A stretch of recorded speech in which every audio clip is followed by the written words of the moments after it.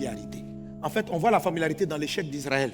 La Bible dit, quand ils sont arrivés au désert du surplace, en Exode 32, verset 6, Israël a commencé à se divertir. Le mot divertir, c'est le mot paizo en grec et tsachak en hébreu. Le mot divertir, ça veut dire, c'est vrai, dispersion, mais ça veut dire jouer avec les choses comme un enfant. Jouer avec les choses comme un enfant. Quand tu es dans un désert du surplace, étant donné que les choses n'avancent pas depuis un certain temps, tu finis par t'habituer aux choses sacrées. Et tu peux les banaliser. Et c'est ce qui sera ton ennemi. La monotonie peut créer ce qu'on appelle la familiarité. Tellement tu es habitué, tu n'as plus une attitude révérencieuse devant ce qui doit être honoré et respecté. Tu sais, la puissance de Dieu, là, elle est très forte. C'est comme de l'électricité. On ne doit pas donner de l'électricité à quelqu'un qui n'en connaît pas la valeur. La Bible dit, tu ne donneras pas les perles aux pourceaux. Dans la version Chouraki, il est dit, ne donne pas les choses sacrées aux chiens. La puissance de Dieu est sacrée. Donc, Dieu t'observe. Est-ce que dans la période du surplace, ta mentalité n'a pas changé et ce que tu respectais hier, tu ne le respectes plus aujourd'hui parce que tu es trop habitué? Ça veut dire quoi? Tu veux une onction familiale, mais tu es tellement habitué à ton mari que tu n'as plus le respect. Vous devez discuter maintenant. Il dit un mot, tu lui rentres là-dedans. Dieu voit que en fait, tu ne sais pas respecter les valeurs. Il a dit, femme, respecte ton mari. Un mari, parce que ça fait 5 ans que tu es avec la femme, tu la banalises. Tu préfères donner les meilleures choses dehors. Dieu dit que tu ne respectes pas le sacré. Une femme est un don de Dieu. En fait, tout ce que Dieu te donne est sacré. Fais très attention. Alléluia. Donc, si tu ne sais pas respecter ce à quoi tu t'habitues, Dieu se méfie de toi parce que l'onction peut te tuer. La puissance, elle est dangereuse. L'électricité, c'est une bonne chose. Mais parce que nos bébés n'en connaissent pas la puissance, on les éloigne. Et on permet aux gens mûrs de gérer l'électricité, pas aux enfants.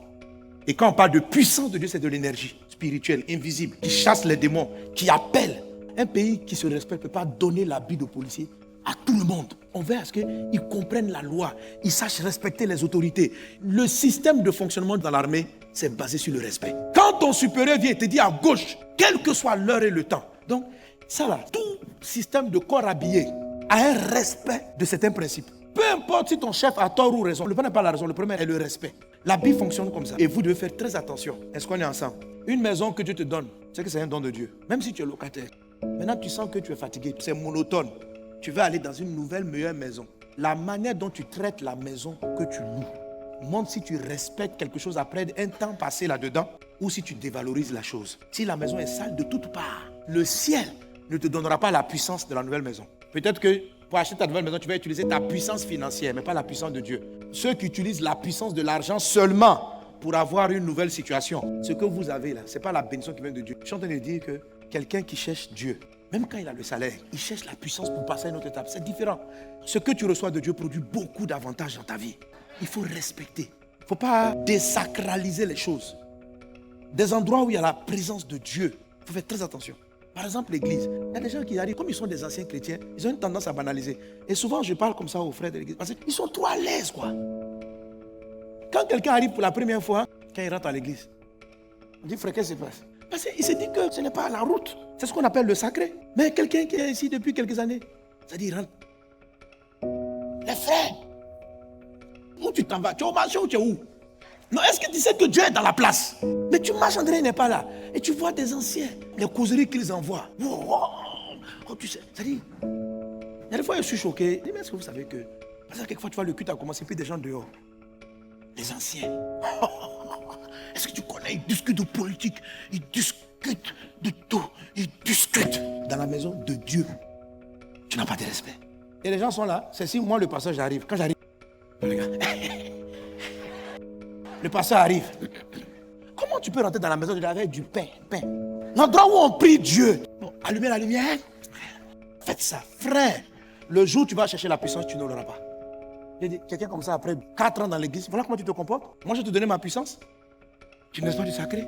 Donc, toi-même, la puissance n'arrive pas à venir à toi à cause de la façon dont tu considères les choses. Avoir un enfant, c'est un don de Dieu. Il y a beaucoup de femmes qui cherchent les enfants qui n'en ont pas.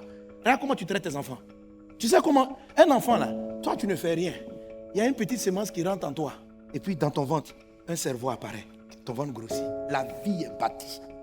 Un individu en train d'être formé lorsqu'il sort. Tu n'as pas créé. Tu as constaté quelque chose que Dieu t'a donné. Respecte. Respecte la vie. Respecte la vie. Respecte les gens. Respecte les choses que Dieu a mises à ta disposition. Respecte. C'est-à-dire, il faut donner l'honneur aux choses. Quand tu es dans la maison de Dieu, tu n'es pas au marché. Quelles que soient les années. Et c'est justement parce que tu es trop léger dans tes attitudes. Parce que tu marches depuis 5 ans, le pasteur, tu le connais. C'est le pasteur. Dieu l'a oint sur ta vie. Fais très attention. Il ne faut pas rentrer dans l'amitié. Souvent, il y a des gens qui m'appellent. Ils pensent qu'en étant familier, c'est comme ça l'onction va venir. Donc, ils m'appellent. Mohamed. Moi, ça ne me dit rien du tout. Je dis oui, je suis là. Il dit, mais Mohamed, tu sais. Mohamed, tu sais. Et puis après, il me dit, mais prie pour moi. En ce moment-là, aucune onction va venir. Ton souci ne sera pas exaucé. Pas parce que je ne veux pas. Parce que tu as considéré l'individu Mohamed. Tu n'as pas considéré le serviteur de Dieu. Ça fait la différence. Donc, Mohamed Sanogo, là, il peut te guérir. C'est un homme comme toi. Mais tu n'as pas considéré l'habit qu'il portait. Tu as considéré la personne sans son habit. C'est comme quand le policier est ton ami. Tu veux qu'il opère en policier et puis il en civil. Non, c'est ton pote. En ce moment-là, vous êtes là. Frère. Voilà, vous riez. Mais si tu veux qu'il travaille comme policier, il y a une autre attitude. Tu changes avec lui. Tu vas le prendre comme un policier. Tu vas même commencer à le vouvoyer. Tu vas avoir du respect parce que tu considères son habit et non pas la personne qui porte l'habit. Fais très attention. Il y a des gens qui se privent de la grâce à cause de ça. La puissance est prête à venir dans ta vie. Fais attention à la familiarité. Tu veux monter professionnellement. Fais attention à la familiarité avec ton patron.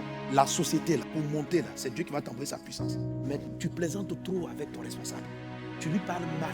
C'est ce qui fait que tu ne montes pas. Dieu ne t'envoie pas la puissance. Parce que toute autorité est établie par Dieu. Même si tu n'aimes pas sa tête, il faut savoir lui parler. Que Dieu te bénisse. Que la faveur de Dieu soit avec toi. Reçois ton revêtement. Au nom de Jésus.